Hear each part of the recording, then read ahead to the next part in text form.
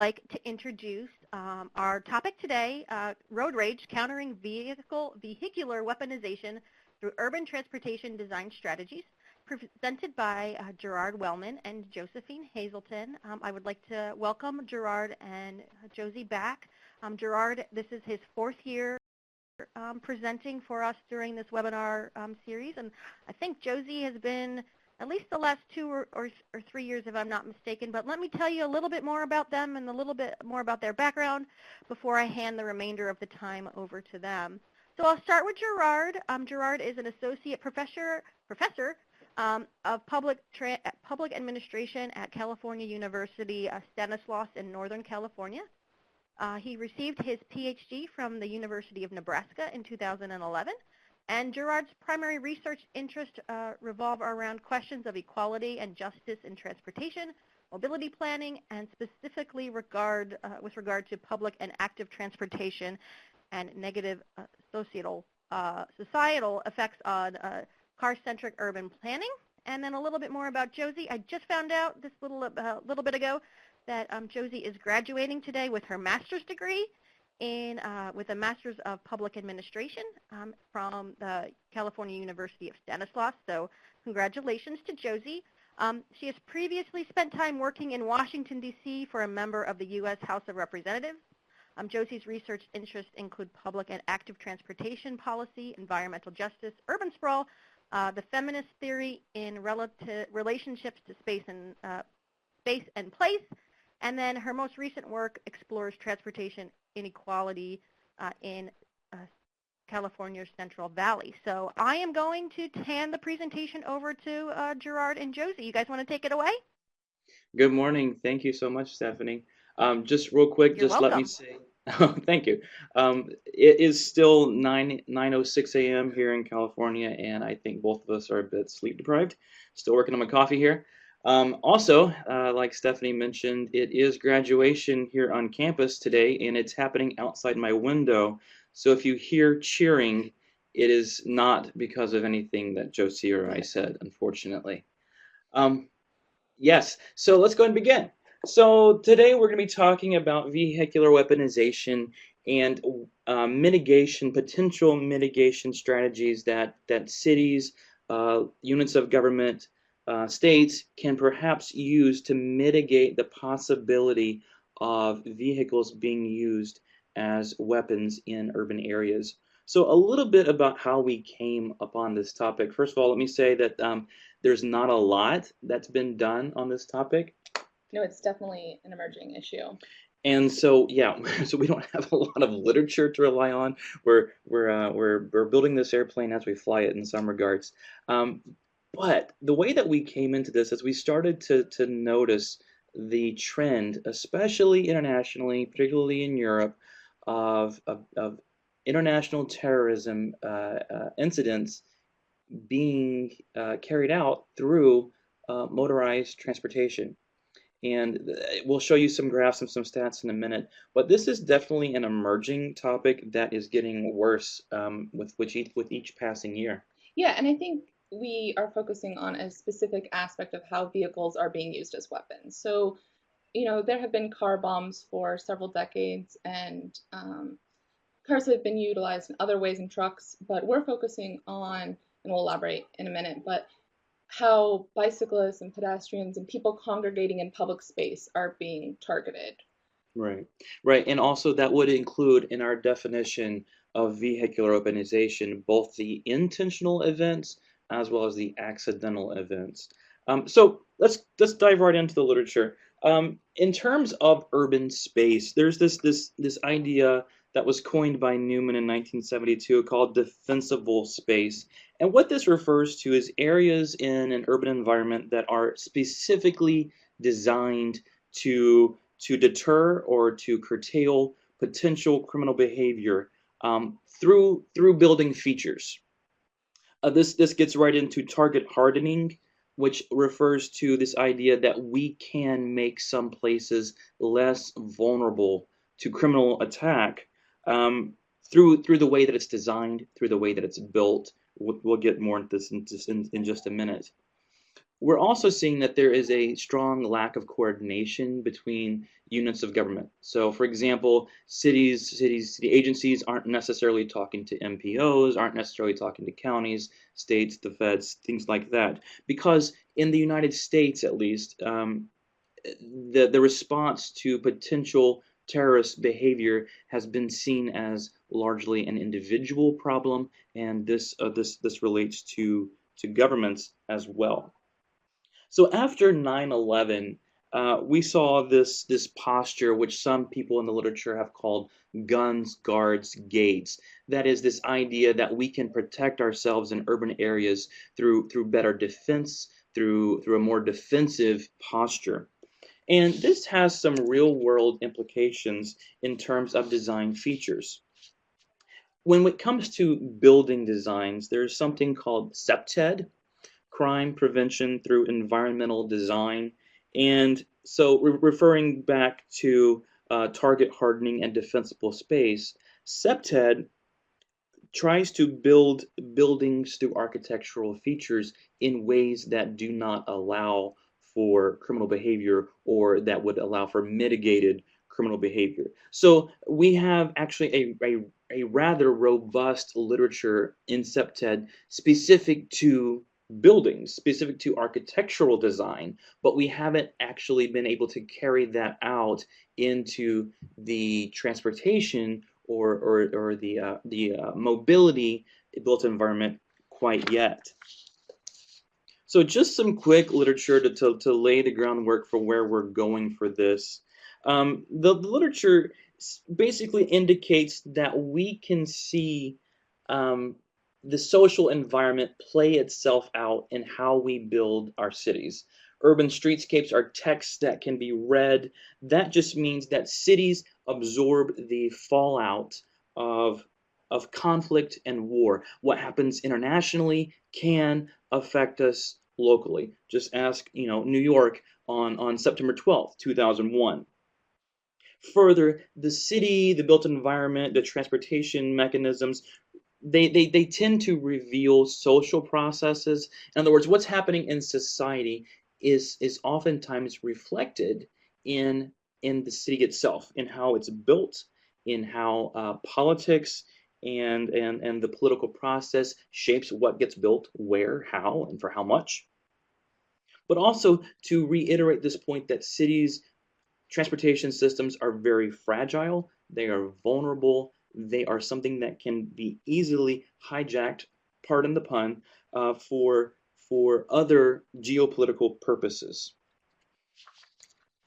Um, but what happens whenever we start building our cities and our buildings in a defensive posture is that we can draw attention, we can end up drawing attention to the fact that when people are in these public places, their safety is threatened. That people can begin to internalize and feel, I'm not safe being here. And whenever we have that feeling just being out and about in the places where we live, that can have really strong implications for for how we experience our daily lives at the individual level. The architecture of reassurance, as it's called, can quite easily backfire and create feelings of fear or isolation or suppression or surveillance whenever it may actually not be necessary.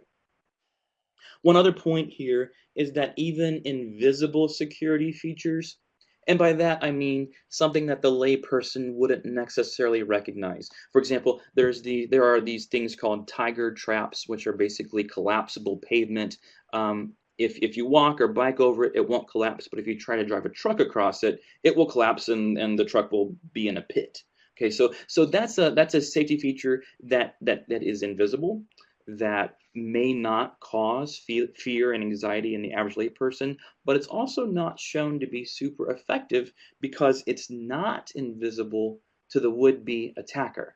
In other words, the layperson doesn't recognize it, but it also is maybe not doing as much to actually mitigate the threat because it's recognizable to the average would-be attacker.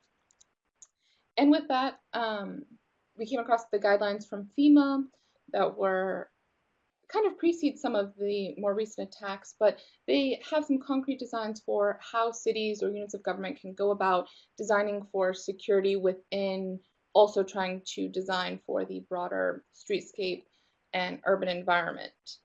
To summarize these key criteria, they recommend that security should be provided without making cities feel defensive, like Gerard was just talking about. The first one, balancing security for sensitive locations. It's also important to maintain the vitality of the public realm.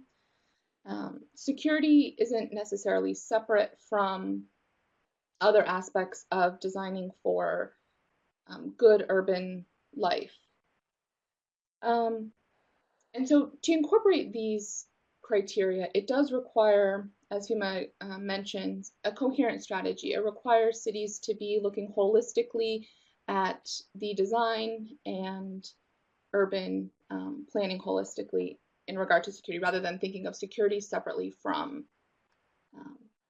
other aspects of good urban life. Right, right. And if I may, on number 3, what FEMA is really recognizing here is that we want to avoid defensiveness. It's not just about safety, it's not just about security, it's also about living our daily lives, not feeling constantly vulnerable. Right. To give a brief overview of this issue and the trends in the past couple of decades, as you can see from this graph, it has grown. The number of fatalities and injuries have risen significantly in recent years. And then the next graph we have shows the total number of incidents per year, which is also corresponds with injuries and fatalities, which have risen significantly in just the last couple of years. Right. And just a note here, these are incidents that made it into the media, so we're not necessarily capturing all of the incidents, just the ones that have been reported on. Right. And then in this little list here, this is just a selected list of recent incidents that made it into the news. You will see that we have had an incident recently in Toronto, with 10 people being dead, 16 injured. London has had quite a run of it lately.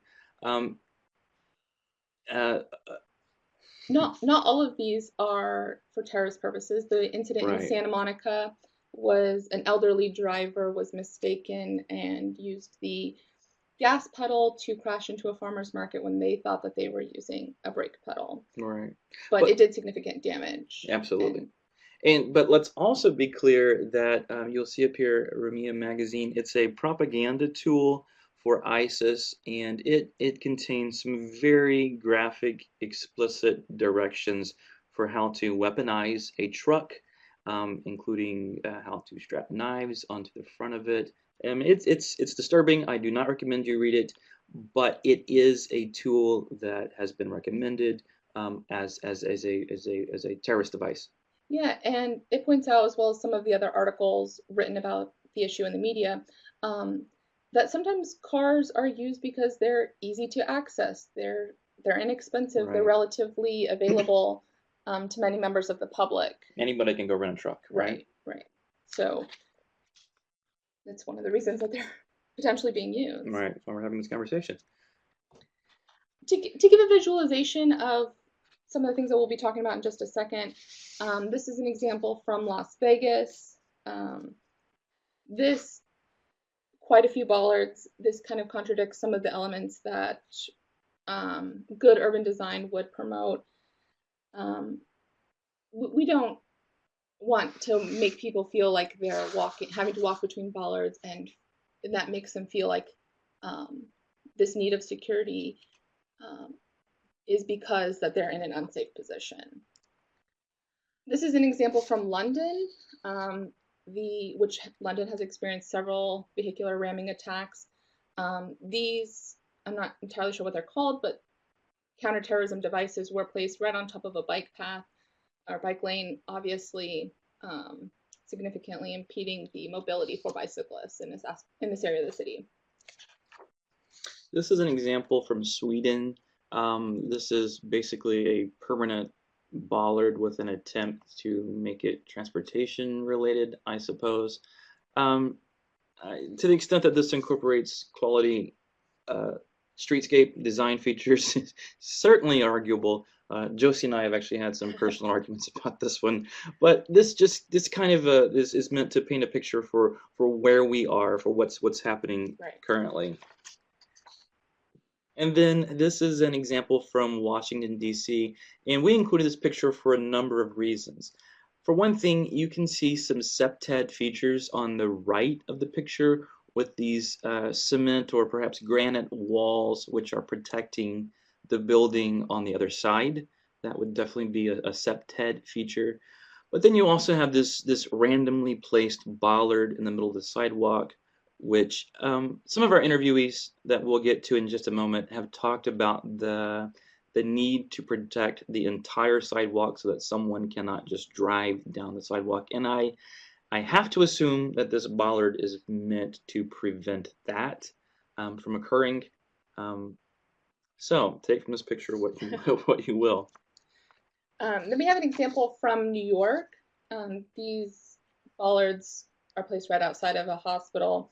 They don't necessarily align with FEMA's recommendations or even the septet literature. I wouldn't necessarily call these very aesthetic or it's very ad hoc. Right. And as we'll get to in a second, cities are reacting to this issue very reactively and out of necessity oftentimes. And so it might motivate cities to implement these types of barriers rather than think about things that might be more attractive to urban life. Right. This is a very temporary design feature. It's ad hoc. It's for perhaps an event. Who knows? It's not part of the designed streetscape features. Right. And I would argue that this perhaps does create feelings of defensiveness. For our last picture, this is outside of Trump Tower in New York, and you will see dump trucks parked around it to protect the building from particular vehicular weaponization incidents. As someone who lives in an area, I would not personally want to see a line of dump trucks outside my window every day. So again, very ad hoc, very reactive. This is not part of the normal streetscape. Yeah, there are not many words for this picture. No. Now for our research, we employed a qualitative study using a series of semi-structured interviews with 9 US cities, and we're working to expand it with international perspectives. But the questions motivating this study were one, what strategies are transportation administrators utilizing? And then secondly, what are transportation administrators doing to make sure that they're balancing walkability, bikeability, and livability while they're also trying to counter these terrorism incidents. And if I may also point out, I think we entered into this study assuming that we were not the only people that had thought about this as a problem. And so you will see that assumption built into our research questions. Yeah, that was a faulty assumption. What we encountered was yes, not always in line with what we thought, which makes it fun. always interesting. So for the findings, we have 3 broad themes, and we'll go into depth with each of them in just a second. But the first is that these FEMA guidelines, which call for urban livability within security design measures, are not utilized in local transportation planning. The second is that planning for vehicular weaponization is what cities are currently doing is thinking of it as event specific. They're not looking at building it into transportation infrastructure overall. And the third is that vehicular weaponization is perceived as someone else's problem. The biggest takeaway from that is that it's perceived to not be a transportation problem. And we'll talk about why that is problematic later on. To answer a question that was asked earlier, the graph on slide 7, you'll remember the graph of the incidents that have dramatically risen recently. That is globally, not just internationally. So back to you, Josie. All right. So for our first theme, uh-oh. Got it. Okay. For our first theme, that these FEMA guidelines are not utilized. Our interviewees keep referring that other safety issues are more important and that vehicular weaponization is not part of long-term planning. So this interviewee from San Francisco saying that it's not at the top of their list from what they're trying to do. From a city perspective, San Francisco is plagued with problems of homelessness and trying to increase or improve active transportation safety, but at the same time, not including these elements of um, security within urban design signals that cities have not recognized that this is a problem that they can be doing things about right now. Other cities talk about or have this perception that the only way to respond to the issue is to put bollards everywhere. and they recognize that putting bollards everywhere, such as on a bike path, might not be ideal for bicyclists. But they're not thinking about how to strategically use bollards, how to use them in a way so that provides for the safety of bicyclists, or using other elements of good urban design that would provide for the safety of bicyclists, while also allowing bicyclists to utilize the bike paths. In going deeper in the sense that other safety issues are more important, returning to DC, and you remember the picture of the bollard in the middle of the sidewalk. This is also a DC interviewee. Um, just really indicating that where people congregate, where people are perhaps more vulnerable to vehicle weaponization events, is not really on their radar. Yeah, and this is a theme that several interviewees communicate. And I think we can go back to FEMA's recommendations, which the first one is that recognizes that there are sensitive locations in cities, that there are locations in cities that perhaps might be more vulnerable. And so these cities are thinking, well, my job is to plan for the entire transportation infrastructure to make sure that the entire city is safe. And yes, that is important, but also we need to recognize that there are potentially more sensitive locations that can be Right. Addressed right now. Right. So going deeper into that brings us into our second theme, which is that planning for vehicular urbanization is event specific. It's not seen as an infrastructural problem. And let me clarify, whenever you see VW, that refers to vehicular urbanization, not to Volkswagen. So returning again to our DC interviewee, they are pointing out that, and to some extent this is completely expected in a national capital, particularly Washington DC. They are protecting the mall for protests. They're not necessarily thinking about the day-to-day safety of people from vehicular urbanization events. And so they're using what they have at their disposal, which in DC is a lot of military vehicles.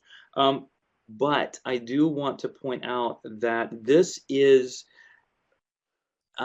indicative of or echoing the literature on defensive postures and the effect that militarization has on urban life and just the entire concept of urbanization.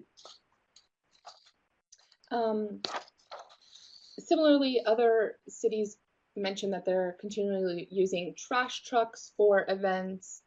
We interviewed Minneapolis, which will only use squad police cars at all of their events.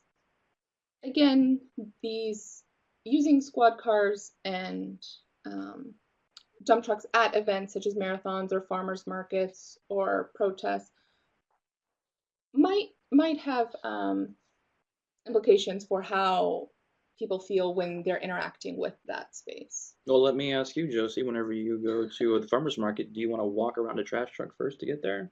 I would not want to do Right, that. yeah, me either. as this interviewee says, at farmers markets, their approach to this issue is to usually just park um, police cars at the entrance points and to implement temporary barricades. So again, this idea that you are vulnerable whenever you buy your vegetables. The third main finding is that vehicular weaponization is perceived by these interviewees to be someone else's problem. It's perceived to not be a transportation problem. We'll see in just a second that cities are referring to other agencies within the government, such as police departments, to take the lead, and transportation agencies are kind of just following in their footsteps. Other cities are thinking of it more as a European problem. Again, we're only talking with US interviewees right now, and they've kind of forgotten that US incidents have occurred and that cities in the US are vulnerable. Right. European incidents have definitely been worse, right, but that doesn't mean that US cities are not also vulnerable. And it also rejects that or neglects that cities in the United States can be taking the lead on this issue or can be taking action. This quote from New York illustrates that cities are following in the footsteps of police departments. This interview, we talked extensively about NYPD taking the lead on the issue, and they're following in that direction. New York, which has experienced a couple of incidents, obviously feels pressure to take action, but where that action is coming from is what we were interested in, and a lot of it's coming from the police department and ignoring how, when they are looking at transportation infrastructure, how that can align with some of their counterterrorism efforts. Right, and New York is relying on not only the NYPD but also the counterterrorism unit of the NYPD, Yes. which is obviously a resource that most cities do not have to rely on. Yeah. One of the direct quotes is, "We're relying on NYPD. DOT is not making any specific decisions about where counterterrorism infrastructure should go or what spaces should be focused on." Right. Again, Las Vegas which has experienced incidents of terrorism, and it's also a high-profile city. They recognized that, and also a very pedestrian-oriented city as well, at least in the Strip. Yeah. Right. But they have taken action. Their transit agency has, in regard to redesigning and reconfiguring bus stops and bus lanes, providing additional space to make sure that drivers can't get access to bus stops where people might be standing in large numbers. Las Vegas also recognized that they have an additional layer to this problem, is that they have a lot of drunk drivers, and so that ties into the accidental or unintentional collisions. Las Vegas also recognized that they have several hotels that have taken the lead on this issue.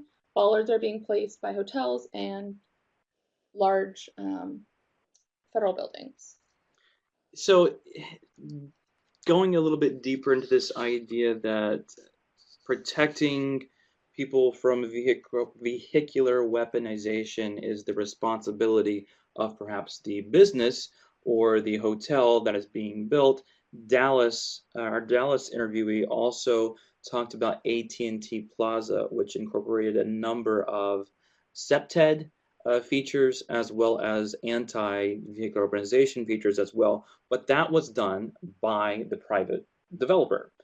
It was not done by the city, and to my knowledge, was not required by the city either. Right. But they did talk about how the AT&T Plaza was a place where they were trying to attract people to congregate, and so they installed several creative, or at least have planned to install several creative ways to address the issue, but that was all taken by a private entity and not the city. Right. So perhaps there is an emerging privatization perception here. Mm-hmm. Again, from another city, this time Portland, recognizing that the conversation around counterterrorism design is currently with police departments. This interviewee was not aware of any conversations that had occurred within the transportation department or bureau. So looking again at Portland, obviously Portland has a reputation for being a very alternative transportation-focused city. And so what our interviewee is communicating here, that their focus is more on the risks of cars to the average everyday cyclist or pedestrian or transit user, and not necessarily focused on vehicular weaponization events. This same interviewee talked about downtown sidewalks being vulnerable and saying, I don't know any design that prevents that. Also, we can't possibly provide protections everywhere in the city. Our focus is on bringing down automobile speeds rather than on these prevention tactics that perhaps a few other comparable cities have pursued. So the focus of the city in terms of how they want their people to move can definitely play a role in their response to potential vehicular weaponization mitigation strategies.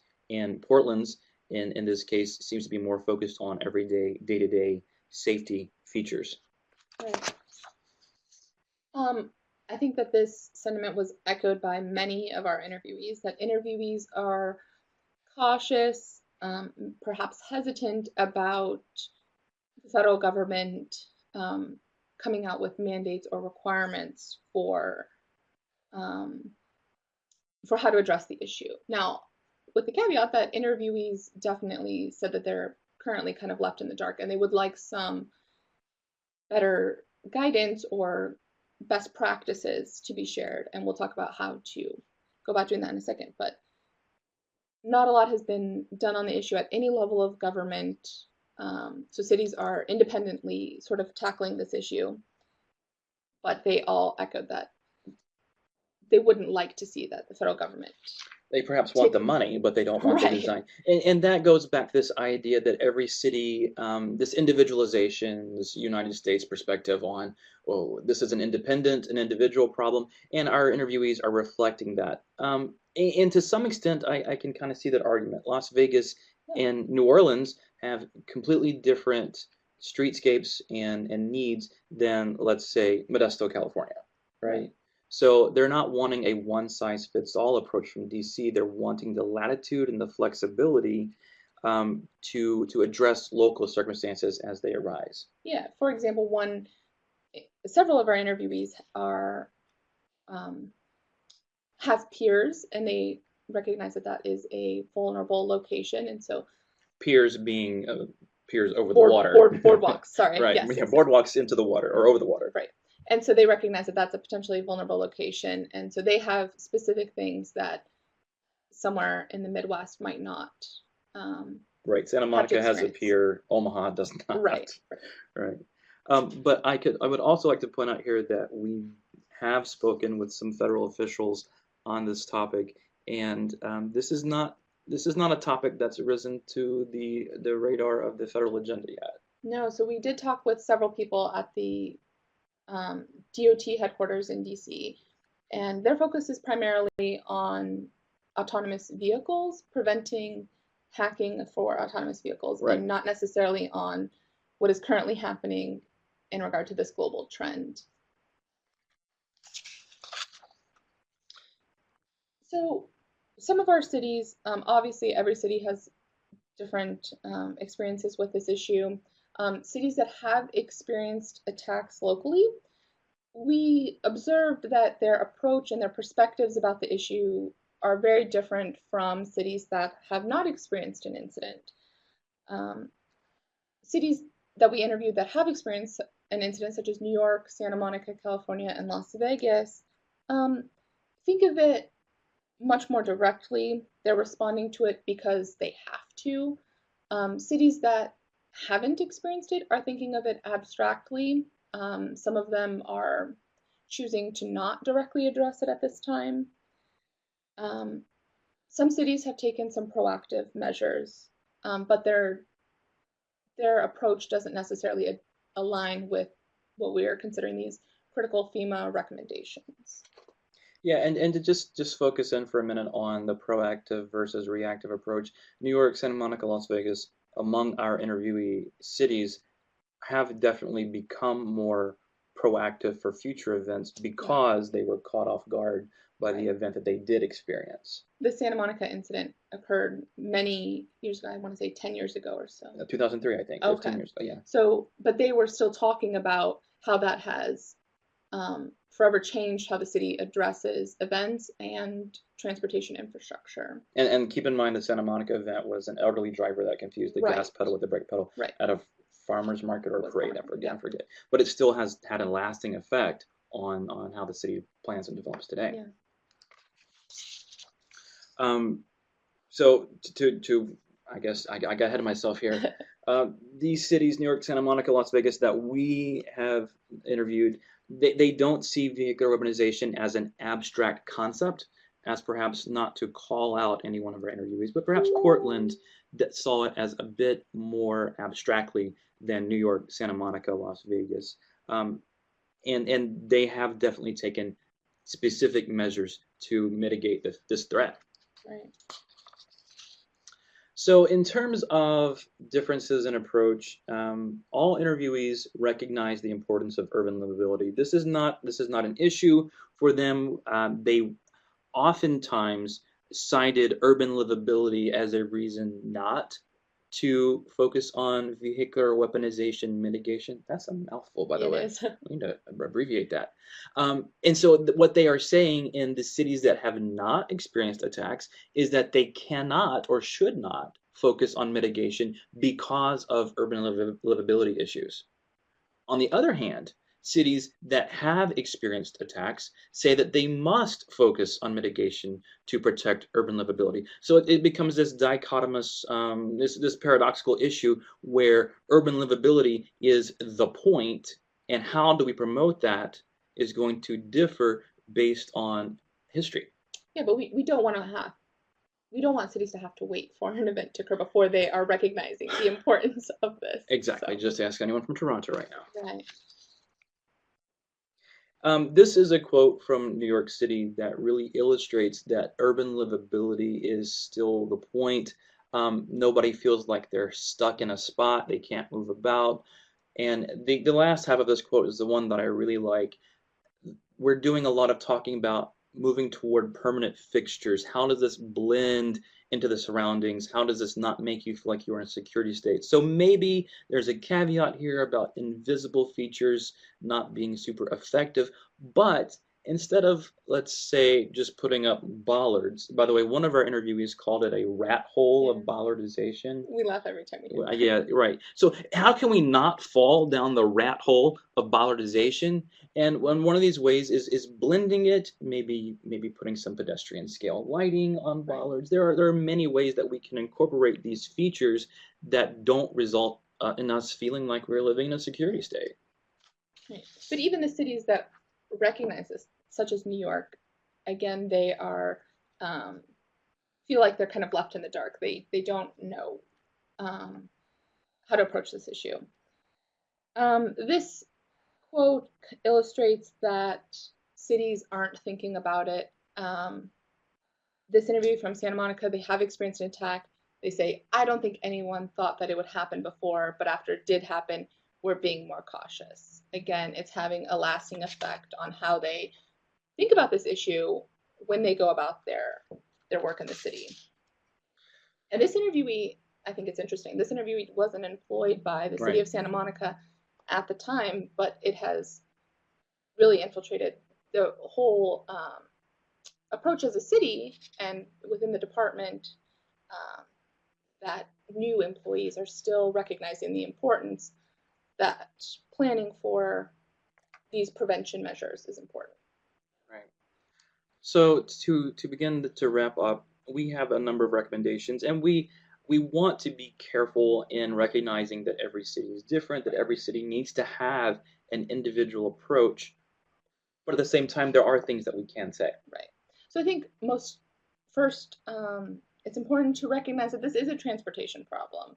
Um, we'll talk about we want cities to collaborate, but make sure that it's thought of within the transportation realm. Recognize that there are opportunities within transportation planning and engineering to implement these counterterrorism design strategies. And then number two, being careful with target hardening, referring back to the literature, referring back to the FEMA recommendations. Bollards are obviously not the only answer. We don't want to encourage anyone to go into the rat hole of bollardization, but there are always trees and planters, benches, trash cans, pedestrian scale lighting. Cities have done creative things with utilizing bike share stations to protect bikeways, using bike racks as long as they're sturdy enough to protect sidewalks at certain locations. So there are opportunities that can serve as counterterrorism design. Right, which also enhance urban livability, which Right. also make it a pleasant place to live that is also simultaneously perhaps a safer place to live as well. Right. And our third recommendation, we recognize the importance that this is a global problem. Responses require collaboration. There's currently not a lot of collaboration between different levels of government and different government agencies globally. And so we hope to raise the importance of this issue so that cities and different governments and practitioners and academics come together to develop additional best practices for addressing the issue. Like we've said multiple times, every city has its own unique challenges, but we want to emphasize the importance of bringing different units of government together to collaborate on this issue, which is currently not happening. Right, and maybe not just governments also, but perhaps Dallas's privatization model mixed with New York's working with NYPD, mixed with maybe working with Public Works. This is too big of an issue for any one single unit of government to do on their own. It's going to require a broad, networked, and collaborative mindset. Yeah. So we want to leave you with some visual illustrations. This is obviously a very ad hoc approach. There are a lot of things going on in this picture. I actually don't know where this picture is from, but there's a strong attempt here to enhance urban livability with these cement planters. There's just a lot going on here. But it does impede from all transportation users' mobility. Right. This is going to have a broad effect, not just on vehicles. And then, of course, reflecting on the effect of sanitation dump trucks as well. Perhaps we could look at something more like this. And it's hard to, say this is what we should do, but we're giving some illustrations to demonstrate what cities could look like potentially when these design measures are incorporated tastefully and purposefully. And we don't want to say that this is a safe place beyond the reach of vehicular weaponization. Oh, yeah. We don't want to go that far at all. But what we can say is that this is a place that I, for one, would enjoy having my coffee on those benches right now. Yeah, and I wouldn't feel like I was in a security state. Right. One of our challenges is finding good examples of. There aren't many out there. There are not. It was a challenge. This example has, again, tables for people to utilize public space in the outdoors, as well as separated bike facilities and pedestrian facilities. There are some measures taken to provide additional space between vehicular access points, as well as some barriers. I would even consider the trees down the middle barriers. Absolutely, absolutely. So to end, one of our interviewees had a quote that resonated with both of us. And this is not necessarily meant at all to scare folks or to make folks afraid of what's happening in their own city, but the interview is really saying no place is too small for this kind of event to happen. Santa Monica, of course, looking at accidental vehicular weaponization, that's something that can happen anywhere. Right. Other cities have looked, you know, for to New York and thought of it as a New York problem or as a European problem, and perhaps forgetting that they have places within their city where I hope people are congregating naturally or where people are bicycling and walking um, in large numbers, Right. and they could be Right. vulnerable. There's one question that I'd like to get to. Are your preferred examples actually built for security? No. So going back to these two pictures, no, I do not believe that this was built for vehicle organization. I cannot say for sure one way or the other, but what I can say is it has features that would mitigate Right. potential events. It's hard to find examples where they were purposefully implemented tastefully for security because it's an emerging topic. Definitely, definitely. So with that, I think we're I done. think we have a couple. Okay, thank you, Gerard and Josie, so much. I will open the floor for questions. Again, that Q&A box is located in the bottom right-hand corner of your screen. Simply type in your question and or comment, and then we'll sort of moderate and get through some of those questions. So, Gerard and Josie, I've got a few already in the queue, so let's get at it. And says the first question comes in and says, how did you come up with the cities you targeted for your interviews? It was a dual approach. One, we contacted cities that had experienced an event. Other cities were selected because they have um, high numbers of pedestrian users and bicycle users and large open areas. Right, we really wanted to focus on the cities that we felt were perhaps more vulnerable than others. And we focused on cities that potentially might have begun to address the issue because we do recognize all cities um, need to be thinking about this, but we recognize that the issue is still in its primacy, and so we wanted to see if cities had already started focusing on this issue. Right. The larger ones potentially might. And was there anything that surprised you based on your interviews? Yes. I guess it's kind of a loaded question. Highly loaded. I think the thing that surprised me, I'm not gonna speak for you, Josie, but what surprised me was that there hasn't been more attention paid to this. Some of our interviewees Yeah, didn't always know what we were talking about. that or some interviewees, I'm not going to name them by name, but purposefully or neglected that this is an issue.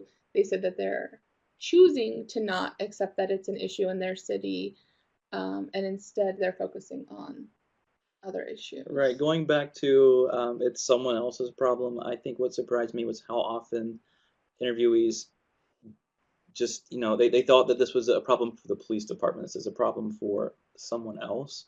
I that does surprise me. Yeah. Okay. The next question comes in and says, who typically leads the vehicle weaponization design efforts in the city?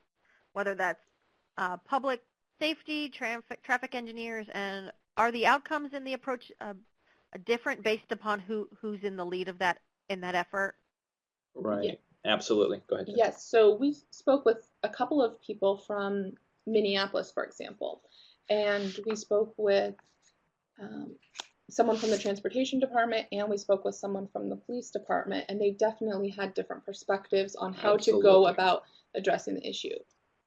Speaking based on the But interview, can I jump in real yeah, quick? yeah, I will say that the police department approach was far more event specific, right, focused on a specific events where people congregate. right. That's exactly where I was going with Oh, it. And okay, then sorry. it's okay. And then the transportation planners hadn't thought about it extensively, but we're thinking of it more broadly beyond just events. And that's absolutely someplace that I would like to take this research in the future is comparing responses from different types of agencies to Right. see to what extent the response differs. For example, whenever Public Works versus the police department versus the transportation agency, I know that there are different responses based on what we've done so far, but really drilling down and finding out exactly does this hold, is this comparison holding across the country is absolutely something that I want to someplace I want to take this in the future. Yeah, for sure. And then what about utilizing complete streets? Does that provide the best opportunity to deal with the vehicle weaponization, do you think? So I think we've thought about this from time to time, that complete street design guidelines, Vision Zero principles, all have the potential to align with counterterrorism design. I think that there needs to be, so yes, I think what cities are doing in regard to complete streets and Vision Zero would align with counterterrorism, but I think that there needs to be a more intentional aspect of complete streets and Vision Zero to make sure that nuanced security design measures are incorporated. Right. And going along with that, Complete Streets and Vision Zero perhaps presents a very viable path forward for the day-to-day transportation needs, Right. but it's not going to do much to address the events, the large events where people congregate, the outdoor concerts, for example, or university events. And so there needs to be uh, a broader perspective about how we can mitigate these potential problems. Right. But I would definitely consider complete streets and Vision Zero principles to be going in the right direction. Right, and we've also, Josie and I have talked about the role of potential road diets and looking at ways to reduce vehicular traffic overall as a potential strategy. We did not recommend that here because we want to spend some more time processing that and look into literature and maybe a few more interviewees. But that could definitely be some place to go.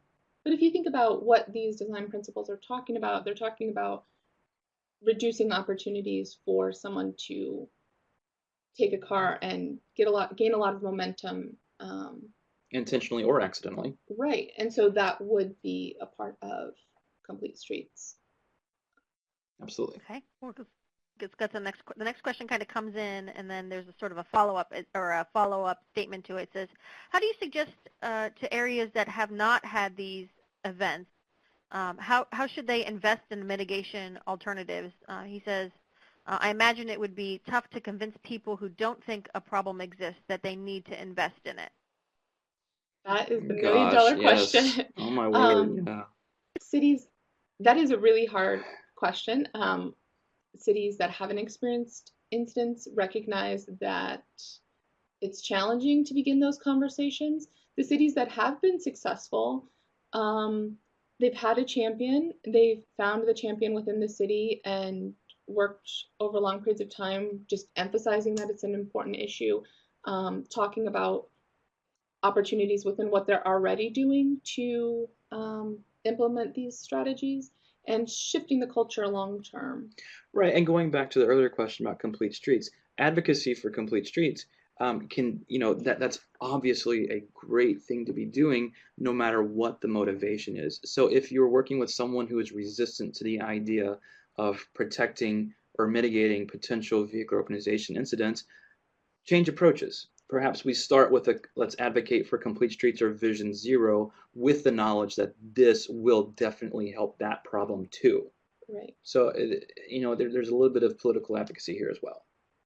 And one solution can also solve another problem. For sure. Okay. And then we have just a comment, and then I kind of wanted to sort of offer this up to you, Gerard and Josie. We have a participant who says, I'm an urban planner for the City of Toronto and used to work in the UK on integrating design of public spaces for hostile vehicle protection. She says, I can recommend schemes to use and design guideline documents in the UK. We are also working on our own projects in Toronto that embed a requirement to improve the public realm as security is added, and she's happy to share more with you. So we'll make sure you get her contact information so you'll have a little bit of some more international participation in any future studies that you have.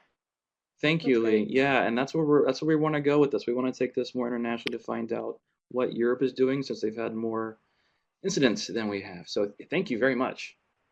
Okay, and then one other sort of topic or a comment came in and says, interesting topic, but just a comment.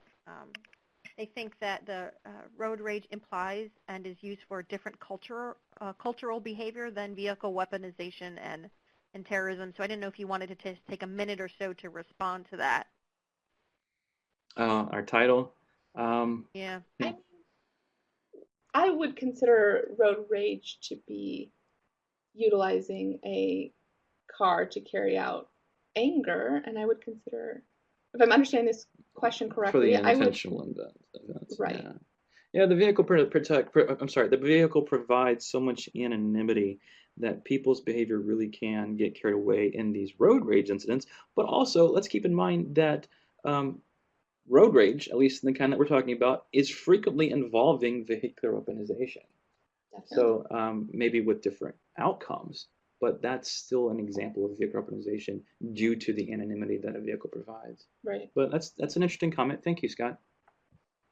Okay, so we are getting to the end of our time here. I did take a chance and open up the evaluation on your end. As I mentioned before, this is Gerard's fourth time running through this Cutter Transportation webcast, so I would like to thank him and thank Josie again and congratulate her on her master's degree that she'll be receiving today. Um, so thank you again so much for joining us for today's Cutter Transportation webcast. We do have our next Cutter Transportation webcast scheduled for 2 weeks from today on June 7th, entitled the Walkwise Program in Florida, presented by one of the researchers here, Jason Jackman. So again, thank you so much for joining us today, and we will talk to you in 2 weeks. Bye, everybody.